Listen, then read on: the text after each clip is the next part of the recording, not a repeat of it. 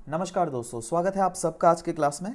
आज के क्लास में हम लोग देखेंगे ह्यूमंस इकोलॉजिकल एडेप्टेशन। ऑलराइट, तो चलिए शुरुआत करते हैं। सबसे पहले देख लेते हैं इसका डिवीजन हम लोगों ने कैसे किया है। देखो, ह्यूमन इकोलॉजिकल एडेप्टेशन को पढ़ने से पहले ये की टर्म जो है ना एडेप्टेशन, इसका हमें डेफिनेशन समझना पड़ेगा। इनफैक्ट इसका हमें प्रॉपर डेफिनेशन समझने की जरूरत है, राइट। उसके बाद अपन आ सकते हैं दैट एक्चुअली में ह्यूमंस कैसे इकोलॉजी में अपने आप को अडेप्ट करते हैं, क्योंकि देखो एडेप्टेशन के कारण ही अल्टीमेटली ह्यूमंस का सर्वाइवल पॉसिबल हुआ है इस अर्थ में, राइट। तो अडेप्टेशन भी जो है ना, दो किस्म ऑफ अडेप्टेशन होते हैं, morphological adaptation, cultural adaptation. Morphological adaptation मतलब समय के साथ साथ इंसान का हेयर कलर कैसे चेंज हुआ, स्किन कलर चेंज कैसे हुआ, आई का कलर कैसे चेंज हुआ, राइट, बॉडी का साइज कैसे चेंज हुआ, तो ये सब कुछ डिस्कस करेंगे। और कल्चरल अडेप्टेशंस में हम लोग डिस्कस करेंगे दैट जैसे इंटर ह्यूमंस, एक ह्यूमन दूसरे ह्यूमंस के साथ जो इंटरमिक्स हुआ ना, वेरियस रेसेस, वेरियस जो रेसेस का मिक्सचर हुआ। जैसे आपको देखिएगा दैट बहुत समय इंडियन लड़की एक अफ्रीकन लड़के से शादी कर लेती है, इंडियन लड़की एक चाइनीज लड़के से शादी कर लेती है, अमेरिकन लड़कियां इंडियन लड़के से शादी करती है। तो ऐसे जो कल्चरल एक्सचेंजेस होते हैं वो क्यों होते हैं, वो सब हम लोग प्रॉपर यहाँ पर देखने की चर्चा करेंगे, राइट। नेक्स्ट हम लोग आएंगे स्टेजेस ऑफ एडेप्टेशन। देखो, अब एडेप्टेशन भी जो है ना 4 स्टेजेस से होकर गुजरता है। एक है genetic stage, physiological stage, growth and developmental level और कल्चरल स्टेजेस। तो ये इन चारों लेवल्स के बारे में हम लोग प्रॉपर यहाँ पर चर्चा करेंगे। और लास्ट हम लोग देखेंगे region wise adaptation, that is यहाँ पे हम लोग एक प्रॉपर एक चार्ट बना के देखेंगे, प्रॉपर टेबल में देखेंगे दैट रीजन, जैसे इक्वेटोरियल रीजन में देख लो, तो इक्वेटोरियल रीजन में मॉर्फोलॉजिकल एडेप्टेशन कैसे होता है, वहाँ पे इकोनॉमिक एडेप्टेशन कैसा है, फूड एडेप्टेशन कैसा है, लिविंग लोगों का कैसा है, ड्रेस एडेप्टेशन कैसा है। तो ऐसे करके ही हम लोग इकोलॉजिकल रीजन ही नहीं बल्कि tropical wet region, tropical dry region, Mediterranean region, उसके बाद पोलर रीजन, ऐसे हर एक रीजन्स का प्रॉपर तरीके से चर्चा करेंगे। तो बहुत ही ज़्यादा इंटरेस्टिंग होने वाला है। तो चलिए शुरुआत करते हैं। मगर दोस्तों, शुरुआत करने से पहले let me remind you that हम लोगों ने ज्योग्राफी ऑप्शनल के Hindi as well as English दोनों लैंग्वेजेस में कोर्सेज ऑलरेडी लॉन्च कर दिए हैं। अगर आपको सब्सक्राइब करवाना है तो आप गूगल प्ले स्टोर में जाके स्मार्ट रैंकर्स एजुकेशन ऐप को डाउनलोड कर सकते हैं। इसके लिंक नीचे में वीडियो के डिस्क्रिप्शन में ऑलरेडी दी गई है। तो जाइए गूगल प्ले स्टोर में और डाउनलोड कीजिए smart rankers education app now. Adaptation, adaptation क्या होता है बेसिकली? देखो, जैसे ये पिक्चर से ही आप पूरा समझ जाओगे आंसर्स, ठीक है। आपको पता है दैट पहले इंसान जो है बंदर था, राइट। तो पहले एक ही स्पीशीज ऑफ बंदर नहीं हुआ करते थे, बहुत सारे अलग अलग स्पीशीज ऑफ बंदर भी हुआ करते होंगे, राइट। बट एक स्पीशीज ऑफ बंदर जो है वो सरवाइव कर गया, दूसरे बंदरों से काफी ज्यादा वो इंटेलिजेंट निकल गया, राइट। और धीरे धीरे वो अडेप्ट करते रहा, जिसके कारण अभी हम ह्यूमंस बन गए हैं, ठीक है। मतलब क्या हम बोल सकते हैं दैट ह्यूमंस का यह एबिलिटी है जिससे क्या ह्यूमंस तब के इन्वायरमेंटल या फिर इकोलॉजिकल सेटअप में अपने आप को इजी तरीके से सरवाइव कर सका होगा, है ना। तभी ना, वही ना, अपन ने अडेप्ट किया जैसे इकोलॉजिकल सेटअप के साथ, तो हम मतलब हमारा जो पुराना बंदर वाला प्रजाति था उससे हम लोग धीरे धीरे मनुष्य में कन्वर्ट हो गए, ठीक है। और ध्यान रखिएगा, समय के साथ साथ और रीजन के साथ साथ इकोसिस्टम चेंज होता है। तो इकोसिस्टम जैसे चेंज होता है ना, तो ऑर्गेनिजम्स भी जो है ना अपने आप को अडेप्ट करती है नई इन्वायरमेंट के साथ, ठीक है। और इकोसिस्टम में जब भी हम चेंजेस की बात करते हैं तो ये मॉडिफिकेशंस जो भी आती हैं इकोलॉजीज में, ये काफ़ी ज़्यादा इवोल्यूशनरी मॉडिफिकेशंस आती हैं, जिसके कारण इकोलॉजी में जो है ना चीज़ें सरवाइव आराम से कर पाती हैं चीज़ें, ठीक है। और देखो, सरवाइव तो करती है बट साथ ही साथ ध्यान दीजिएगा, जैसे कुछ जैसे अब देख लो, कुछ प्लांट स्पीशीज़ है, राइट।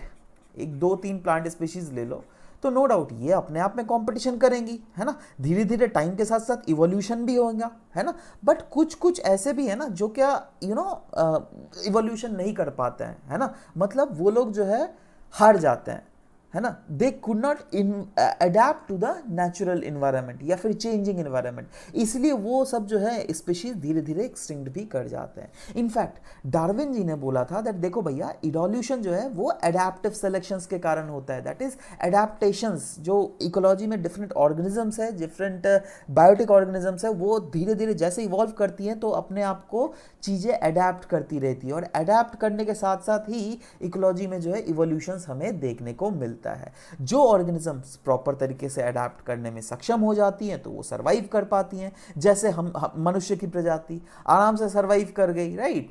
बट वहीं पे और भी बहुत सारे ऐसे पुराने बंदरस प्रजाति थे जो कि अभी हमें देखने को ही नहीं मिलते हैं। और वही चीज यहाँ पे भी लिखा हुआ है दैट वैसे ऑर्गेनिज्म जो कि लेस अडेप्टिव है वो धीरे धीरे एलिमिनेट हो जाते हैं, ठीक है। अच्छा, एक होता है मॉडिफायर्स। मॉडिफायर्स क्या करते हैं, structure and function of organisms को जो है ना वो मॉडिफाई करते हैं, मतलब समय के साथ साथ, जो हम लोगों ने पिछले क्लास में भी पढ़ा होगा, आपको याद होना चाहिए। तो ठीक है, तो क्या होता है दैट इकोलॉजी में कैसे चीजें मॉडिफाई होती रहती हैं, ठीक है।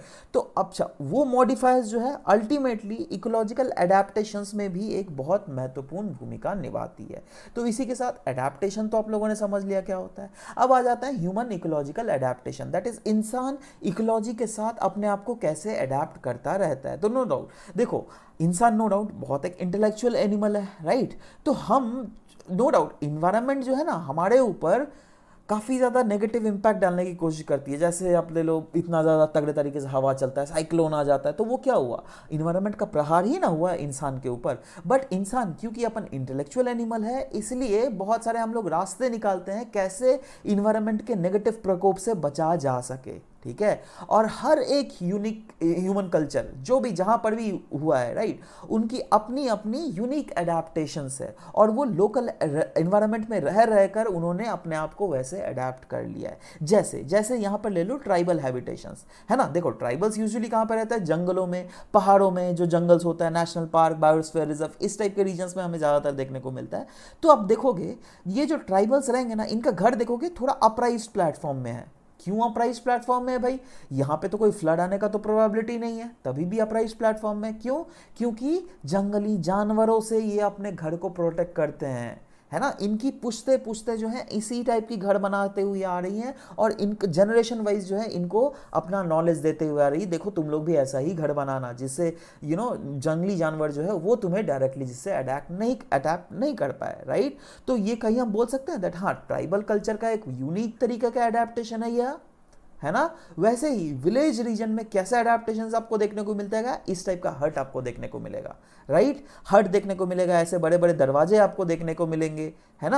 अच्छा, यहाँ पे तो और भी एक चीज बोलना भूल गया मैं आपको, जो वैसे घर जो का जंगल रीजन में हमें देखने को मिलेंगे ना, उसके घर के जो दरवाजा होता है ना बहुत छोटा होता है। अब ऐसा नहीं दैट वहाँ के आदमी लोग छोटे छोटे होते हैं, नहीं, उनके घर के दरवाजे इसलिए भी छोटे होते हैं ना क्योंकि बाई चांस अगर सोचो जंगली जानवर घुसने की कोशिश भी करे ना तो भी बड़ा बड़ा जंगली जानवर जिससे घुस ना पाए। चलो छोटा जंगली जानवर घुस जाएगा तब तो कोई बात नहीं है, बट बड़ा जंगली जानवर जिससे ना घुस पाए, इसीलिए इसके घर के दरवाजे भी बहुत ज्यादा छोटे छोटे होते हैं। तो ये भी एक ट्राइबल एडेप्टेशन ही है, right. Next is village adaptation. Village में क्या होता है आपको पता है दैट पशुपालन किया जाता है, राइट। एक बहुत बड़ा पैच ऑफ लैंड आप देखिएगा घर के आजू बाजू, क्यों, क्योंकि फसलों को अल्टीमेटली वहां पर आके रखा जाता है। तो इसी टाइप से उनका घर भी वैसा ही बनावट हमें देखने को मिलता है। बट वहीं पर आप पोलर रीजन में चले जाइए, यहाँ पे क्या आपको इस टाइप का घर मिलेगा, कभी नहीं मिलेगा। इनफैक्ट लोग यहाँ पे इग्लू में रहना पसंद करते हैं। इग्लू क्या होता है, ये भी एक जो बर्फ का ही घर होता है, पता है। अच्छा, आप बोलेगा यार बर्फ में तो ऐसे ही तो ठंडी रीजन में इतना ज़्यादा ठंडा लगता है, तो बर्फ का घर में इंसान रहेगा तब तो और भी मर जाएगा। नहीं, ऐसा नहीं होता है। देखो बाहर में तो बहुत ज़्यादा ठंडा रहता है, बट आप जब इस बर्फ के घर के भीतर घुसिएगा ना, जब रहिएगा तो ज़्यादा लेकिन ठंडा नहीं लगता है। रिस्पेक्टिवली बाहर के इन्वायरमेंट से 3-4 डिग्री यहाँ पर गर्म ही होता है, 2-3 डिग्री माफ़ कीजिएगा, ठीक है। तो ये बेसिकली अलग अलग रीजन, देखो ये पोलर रीजन में तो वहाँ का लोकल इन्वायरमेंट के कारण ही वहाँ के लोगों ने अपने आप को इस तरीके से अडेप्ट किया, राइट।